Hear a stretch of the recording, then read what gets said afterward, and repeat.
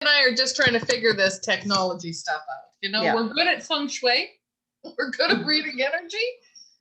We have our challenges with technology. Well, you know, it's that creative left brain, right brain kind of thing. We're more on the creative side of things. Yeah. So some days.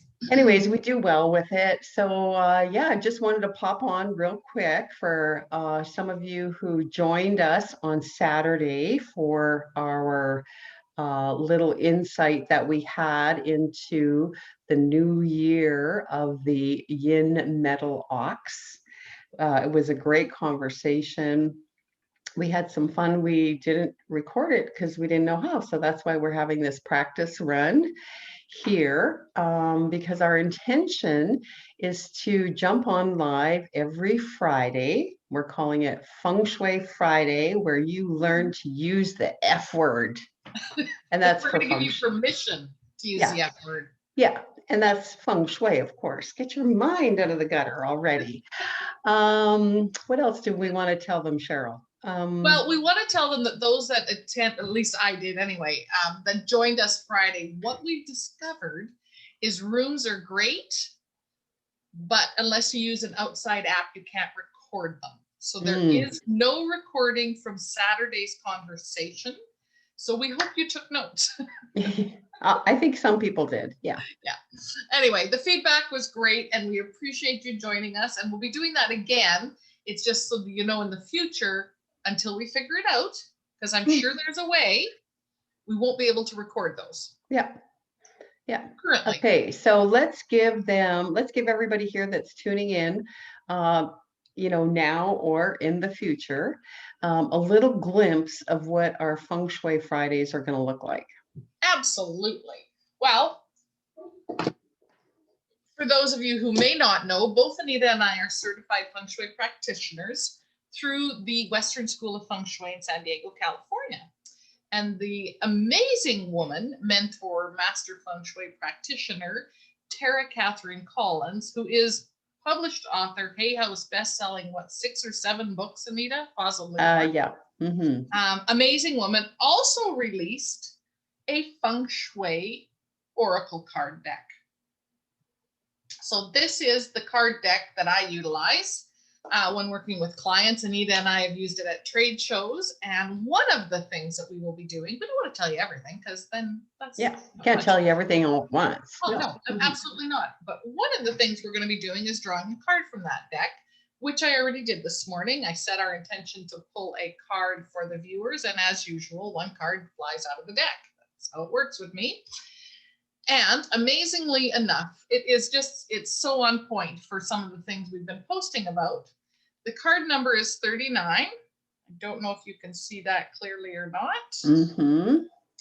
And it is closets, drawers, and cabinets. Ooh, interesting. I was chuckling because my insight, master manifester here, I was talking about our junk drawer this morning. Started cleaning it out this morning, and what card flies out of the deck? Oh, you know what? Let's just quickly talk about junk drawer. Yes. So in Feng Shui, it is recommended that you only have one junk drawer. Okay. Many people that I know have more than one, and if you're one of them, just, you know what? Clean them all out and designate one area, one space for one, you know, and if we call it a junk drawer, then it's attracting junk. So let's call it something else. Let's call it the multi-purpose drawer. Okay. Let's call it the useful, the household useful drawer, or something like that, right? So again, because it'll just attract junk. Personally, I do not have a junk drawer in my house. What I do have is these little plastic bins that I bought from the dollar store, the little ones that stack, and they're just, you know, this big. I have 2 of those. They stay in the storage closet, and those are my multi-purpose household storage bins. Yeah. Love it. So, and the other thing that's really cool about that card too, Cheryl, like many times in our workshops, we're always talking about the power of the subconscious or the unconscious mind, and that our past experiences, our beliefs, our programs, our emotions, all of those things are stored in the subconscious. And that really is a directive for our life, and we don't even know it. And so when that card came up, the first thing that came to mind when it says closets, cupboards, drawers. Closet, drawers, and cabinets. Yeah. So the first thing that came to my mind was that out of sight is not out of mind. Okay. In Feng Shui, anything has, and everything has energy. And your subconscious mind has recorded everything that's ever happened, any movement, any action that you've ever made, any feeling that you've ever felt. Your subconscious mind has a record of that. So if there's something hiding behind the closed doors, it really is not hiding. It is still there, still a directive in your life. Mm-hmm. Can I share a story? Yes. Mm-hmm.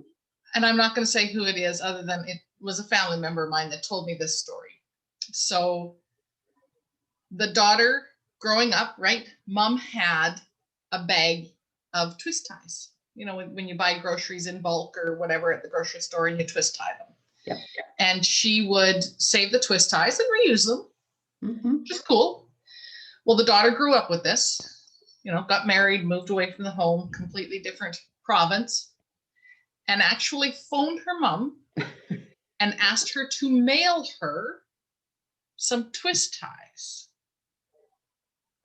because she was out. Okay. Now, I want you to think about that. How ingrained a programming that is, that you would pay to mail twist ties that are free at the grocery store when you buy bulk. Yeah. I'm hoping she had a moment in all of that. But I love the story because we don't realize, and I'm sure I have the same things. 100% sure I do.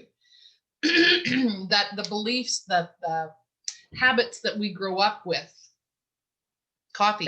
It's a habit that you get up and make coffee. Yep. Right. And it's probably brought up. I never drank coffee till I was in college. And then I started drinking coffee because I was on the highway at 5 o'clock in the morning to make sure I was at school on time. Regardless, we have so many habits. And like you said, even the drawers and the clutter, the spring cleaning. I don't know how many people grew up with. If we had a break from school, like in this cold weather, and we grew up in a northern climate that was quite cold, 40 below at home, guess what you were doing at home? Yep. You were cleaning cupboards. Yep.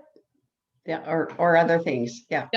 So really, really interesting. I love that card came up today. And so, hopefully somebody got some insight from that. Let's not call it a junk drawer anymore. Because out of sight is not out of mind. No. And we're going to do this again Feng Shui Friday. Choose another card, have maybe a little more of an in-depth conversation. And we also wanted to let you know that we have a class coming up next week called Guidance from Spirit with yours truly, Cheryl Visco. I'm pointing over there. There we go. Okay, there we go. If we go both directions. Yeah, who is the channel from Spirit and answers questions. And you know what, we decided on the Chinese New Year to offer it out as a gift for the incredible price of only $22. So yeah, pop on to our webpage, arrangingyourlife.com. I'm sure we can stick it in the comments somewhere. We're going to figure that part out too. And yeah, anything else you want to add to that, Cheryl? No, I don't think so. I think that was a great first Facebook Live. Give us some thumbs up, give us some love, and if you liked it, I don't know, for some reason people say hashtag replay. I don't know what that means, but we'll say hashtag replay. Sure. Somebody will teach us. And if it's just Cheryl and I watching it, hey, we're used to having fun. Okay, so that's it. That's it. We'll see you Feng Shui Friday, 10 a.m. Mountain Standard Time. Okay, so that's what we're gonna do. Okay, I got it stopped live streaming after a 20-second delay. And then recording stops. Let me just pop onto Facebook. Just a minute.